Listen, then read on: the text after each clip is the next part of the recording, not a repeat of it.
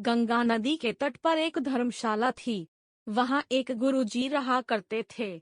वह दिन भर तप और ध्यान में लीन होकर अपन का जीवन यापन करते थे। एक दिन जब गुरुजी नदी में नहा रहे थे, उसी समय एक बाज अपने पंजे में एक चूहिया लेकर उड़ा जा रहा था। जब बाज गुरुजी के ऊपर से निकला तो चूहिया अचानक बाज के पंजे से फिसलकर गुरुजी की अंजुली में आकर गिर गई। गुरुजी ने सोचा कि अगर उन्होंने चूहिया को ऐसे ही छोड़ दिया तो बाज उसे खा जाएगा। इसलिए उन्होंने चूहिया को अकेला नहीं छोड़ा और उसे पास के बरगद के पेड़ के नीचे रख दिया और खुद को शुद्ध करने के लिए फिर से नहाने के लिए नदी में चले गए। नहाने के बाद गुरुजी ने अपनी शक्तियों का इस्तेमाल करके चूहिया को एक छोटी लड़की में बदल दिया और अपने साथ आश्रम ले गए। गुरुजी ने आश्रम पहुंचकर सारी बात अपनी पत्नी को बताई और कहा कि हमारी कोई संतान नहीं है, इसलिए इसे ईश्वर का वरदान समझकर स्वीकार करो और इसका अच्छे से लालन पालन करो। फिर उस लड़की ने स्वयं गुरुजी की देखरेख में धर्मशाला में पढ़ना लिखना शुरू कर दिया। लड़की पढ़ने में बहुत होशियार थी। यह देखकर गुरुजी और उनकी पत्नी को अपनी बेट पर बहुत गर्व होता था। एक दिन गुरुजी को उनकी पत्नी ने एक ही मात्रा बताया कि उनकी लड़की विवाह योग्य हो गई है। तब गुरुजी ने कहा कि यह विशेष बच्ची एक विशेष पति की हकदार है। अगली सुबह अपनी शक्तियों का उपयोग करते हुए गुरुजी ने सूर्यदेव की प्रार्थना की और पूछा, हे सूर्यदेव, क्या आप मेरी बेटी के साथ विवाह करेंगे? यह सुनकर लड़की बाइली, पिताजी, सूर्यदेव पूरी दुनिया को रोशन करते हैं, लेकिन वह सहनीय रूप से गर्म और उग्र स्वभाव के हैं। मैं उनसे शादी नहीं कर सकती। कृपया मेरे लिए एक बेहतर पति की तलाश करें। गुरुजी ने आश्चर्य से पूछा, सूर्यदेव से बेहतर कौन हो सकता है? इस पर सूर्यदेव ने सलाह दी, आप बादलों के राजा से बात कर सकते हैं। वह मुझसे बेहतर हैं, क्योंकि वह मुझे और मेरे प्रकाश को ढक सकते हैं। इसके बाद गुरुजी ने अपनी शक्तियों का उपयोग करते हुए बादलों के राजा को बुलाया और कहा, कृपया मेरी बेटी को स्वीकार करें। मैं चाहता हूं कि अगर बेटी की स्वीकृति हो तो आप उससे शादी करें। इस पर बेटी ने कहा, पिताजी, बादलों का राजा काला, गीला और बहुत ठंडा होता है।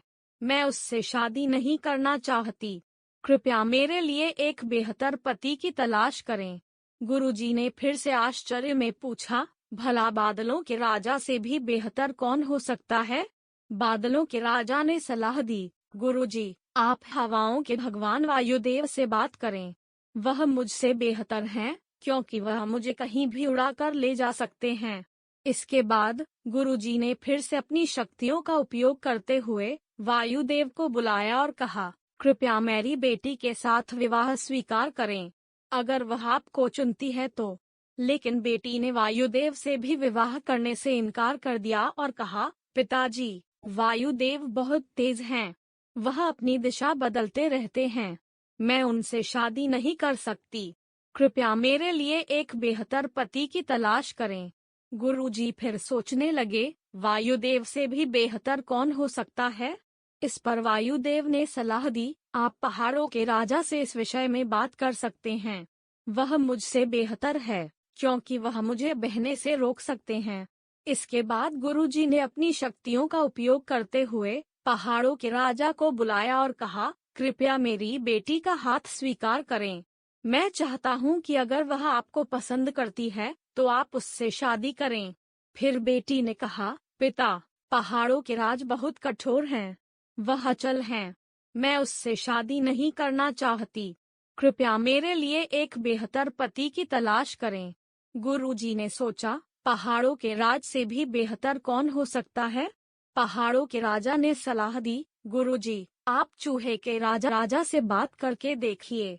वह मुझसे बेहतर है, क्योंकि वह मुझ में छेद कर सकता है। आखिर में गुरुजी ने अपनी शक्तियों का उपयोग करते हुए चूहे के राजा को बुलाया और कहा, कृपया मेरी बेटी का हाथ स्वीकार करें।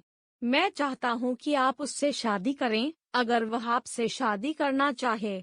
जब बेटी चूहे के राजा से मिली तो वह खुश होकर शादी के लिए राजी हो गई। गुरु ने अपनी बेटी को एक सुंदर चूहिया के रूप में वापस बदल दिया। इस प्रकार गुरुजी की बेटी चूहिया का स्वयंवर संपन्न हुआ। कहानी से सीख, जो जन्म से जैसा होता है उसका स्वभाव कभी नहीं बदल सकता।